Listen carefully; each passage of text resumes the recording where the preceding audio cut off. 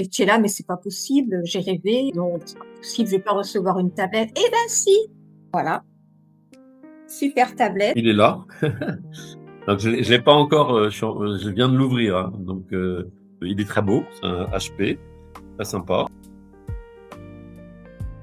J'avais envie effectivement de participer à ce concours-là, c'était une opportunité.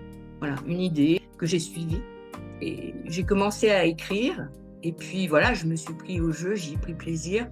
J'ai reçu l'invitation par, justement Ampère et que je suis tombée sur le concours d'écriture, je me suis dit: «Ah bah là, c'est peut-être, un signe, il faut que je fasse cette nouvelle». Ma réflexion était quand même assez rapide sur l'envie de le faire, d'y participer, parce que d'abord, c'est la première fois que finalement qu'une proposition comme ça m'arrive et puis j'avais envie enfin, c'est quelque chose qui me trottait dans la tête déjà d'écrire.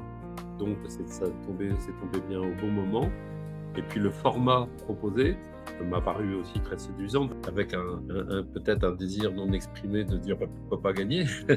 C'est un texte au départ un peu poétique fantastique qui décrit l'histoire d'un jeune homme et d'un événement qui lui arrive un peu bizarre avec son appareil photo et sa pellicule. Il lui sort des photos qu'il n'a jamais prises, voilà, et notamment avec une jeune femme dessus qu'il ne connaît absolument pas.